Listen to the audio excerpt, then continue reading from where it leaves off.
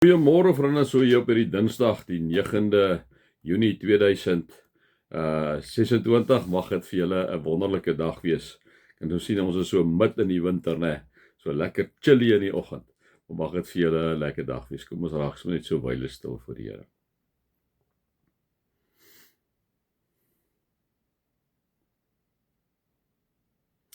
O Heilige Gees, dankie vir die voorreg wat ons het om so by mekaar te kan wees elke dag.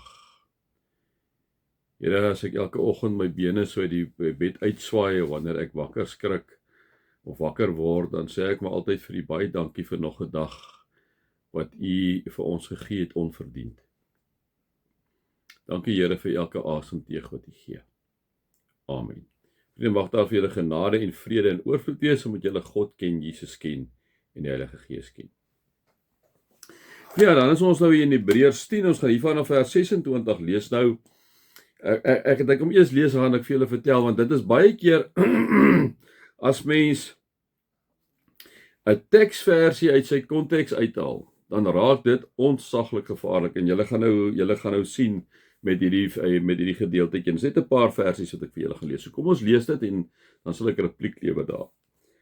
Wanneer ons opsetlik bly sondig, nadat ons die kennis van die waarheid ontvang het, is daar geen offer meer wat ons sondes kan wegneem. Nou, baie keer sal julle sien, vriende, iemand sal nou so vers vat, en dan sal hy hamer op die sonde wat jy gedoen het, en wat dit beteken, en as jy aanhou net dieselfde goed oor en oor doen, dan is dit nag vir jou, né? Want hy sê tog hier, as jy dit net so op sigware lees, sê hy, is daar geen offer meer wat ons sondes kan wegneem, né? So op sigware klink dit mos nou so.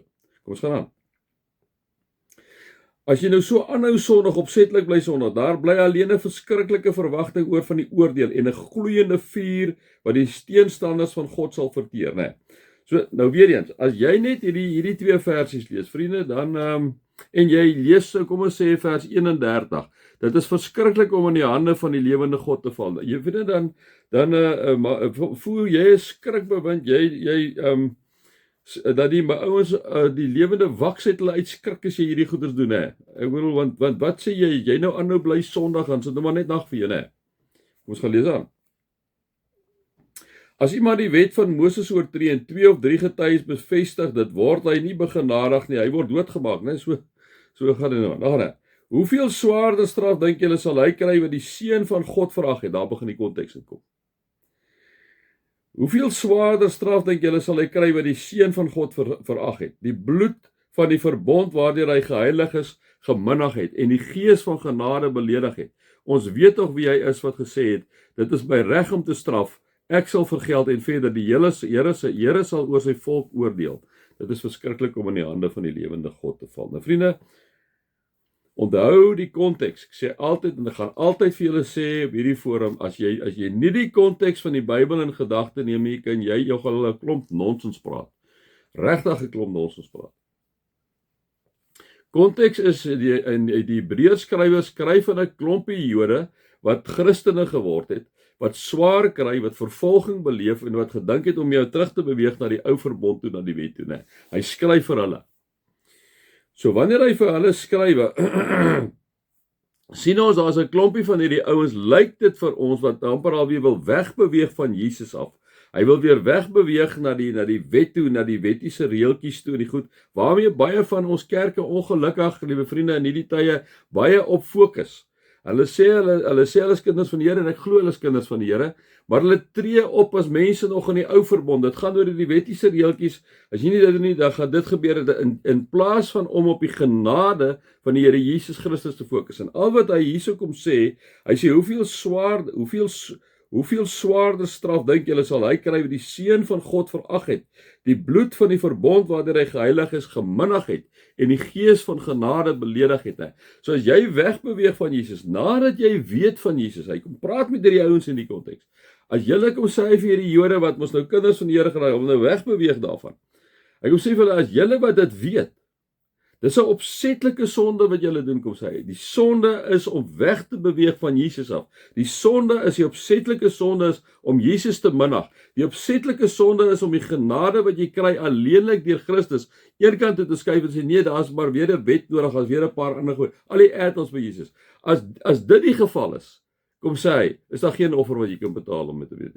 As jy wegbeweeg van die genade wat die Here vir jou gegee het, onvoorwaardelike genade, onvoorwaardelike agape liefde wat Jesus Christus vir jou kom gee het, wat God in Christus vir jou kom gee het, dan kom sê hy, daar bly alleen is verskriklike verwagting van die oordeel en 'n gloeiende vuur oor van die teenstanders van God sal verteer, né? En dit kom daarop neer as jy vir Jesus verwerp, liewe vriende, dan kom sê hy, dis verskriklik om in die hande van die lewende God te val. Iemand wat die seun van God verag, die bloed van die verbond waardeur hy geheilig is geminnig het en die gees van genade beledig het. So wanneer ek en jy nou weer terugkom, daar hierdie vers 26, wanneer ons opsetlik bly sondig, nadat ons die kennis van die waarheid ontvang het. Wat is die waarheid? Die waarheid is dat Jesus is die weg en die waarheid en die lewe. Niemand kom by die Vader behalwe deur Jesus nie. Wanneer iemand die waarheid ontvang het en hy dit geminnig, is daar geen offer meer wat ons sondes kan wegneem nie. Geen offer meer wat ons sondes kan wegneem nie. Want Jesus was die volkome offer. Jesus het die volkome offer gebring tot verlossing van al ons sondes, né?